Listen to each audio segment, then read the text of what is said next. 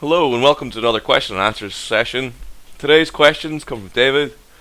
He has three questions. First of which, books. Are there any you'd recommend to someone like me who's been lifting for a while and read Starting Strength a couple of times, but would like to expand their knowledge? If there are any absolute must reads for every lifter, then those would be especially appreciated.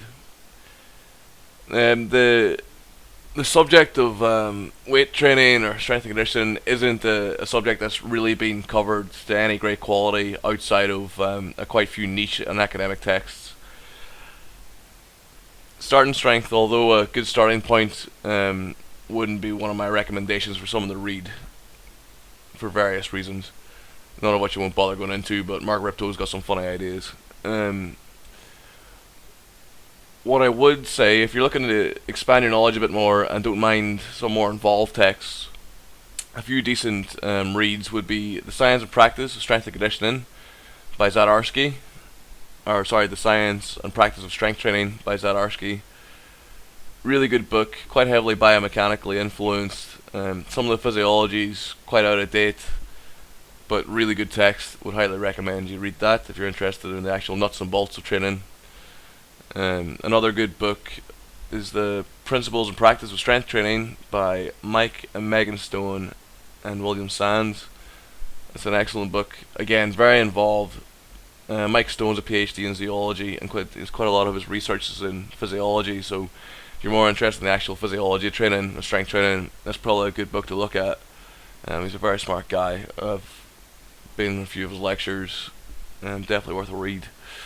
And there was another one I was going to recommend. If you're interested in weightlifting, the Encyclopedia of Modern Weightlifting, I can't remember the author, but it's quite a big book. It's got a lot of programming from like Russian programs, and that's definitely worth a read or a look.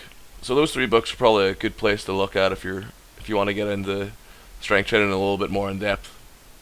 As far as texts for beginners, I can't really off the top of my head think of any text that's that good really, or that I would be happy recommending. There's loads of information online for you to have a look at. If you're a beginner, I would probably recommend you just go right ahead and just look at some videos from decent lifters, like California Strength for weightlifting. They have some excellent tutorials. Elite FTS have quite a lot of stuff for powerlifting.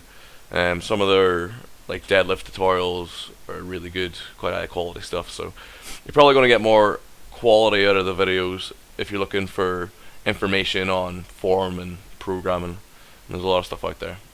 So hope that answered that question. Equipment. I've got to the point where I suppose I should be thinking about using a belt, but I'm also losing weight, so don't want to invest in a proper big thick powerlifting belt yet. Is there any point to those skinny fronted weightlifting belts for someone working on back squats and deadlifts? Or should I just wait until I get less of a gut and buy a powerlifting belt? More generally, when do you recommend to start using a belt and why?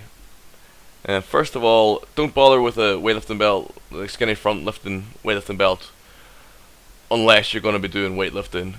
Because the only reason you might want a tapered belt is because it won't dig into your thighs when you go into an extremely deep squat, like you'll see when these girls are catching snatches and cleans.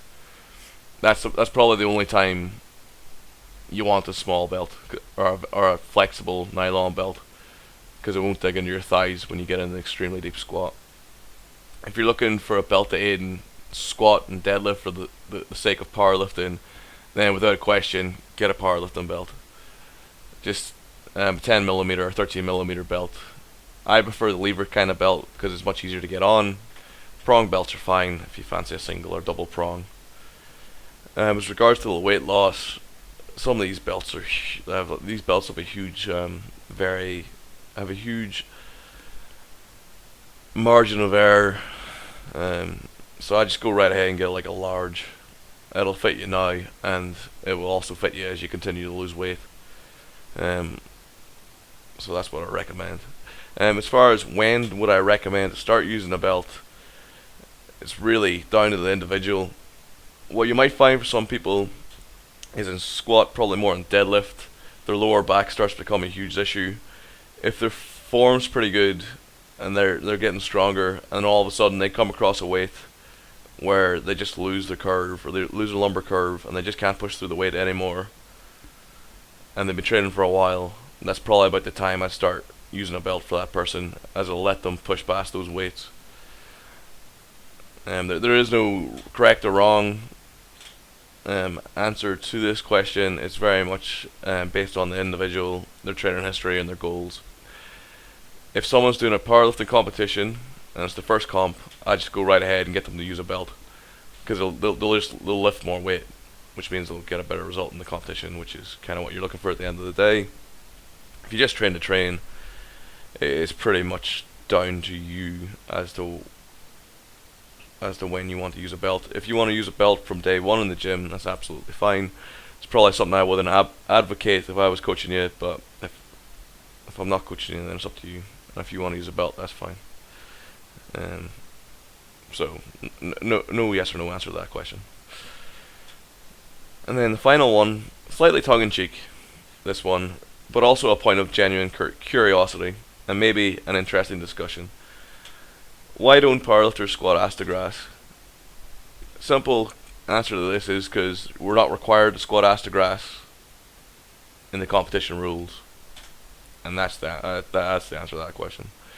It depends on the judges. In the IPF Worlds, the unequipped Worlds last year, the Classic 2012 in Sweden, the squats were about as close as the ass to grass as you can get without being ass to grass. And I say that the majority of squats were full depth at that comp, and simply because the judges were bombing out people or red lighting people that weren't going full depth. So it seems to be the way at that level, and we'll see what the judges like this year.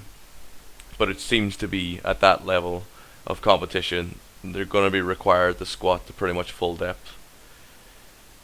In suits, like single ply suits, hitting full depth is pretty much impossible due to the actual suit itself. If you go down too deep, you'll just end up getting folded in two by the suit, because the supports are on the hips. And then when you see kind of the more multiply federation lifters, again, they squat to the depth where they get white lights. And to be honest, if you're competing in a federation like that, then you'd be stupid not to just go to the depth required of you, because you're just handicapping yourself for no reason. If the rules are the squat depth and those federations aren't to your liking, then just join another federation. And that's pretty much the answer why. It's basically just down to the rules and the judging. You obviously want to lift as much weight as possible, and if you get away without squatting as deep, then you'd be stupid to squat deep for the sake of it, because you'll lift less and you'll less likely to win. And that's pretty much the answer to that question. Okay, that concludes this episode. Again, any questions or queries you'd like to send in or have answered, send them to speedpowerperformance@gmail.com or leave them in the comments below. That'll do for today. Goodbye.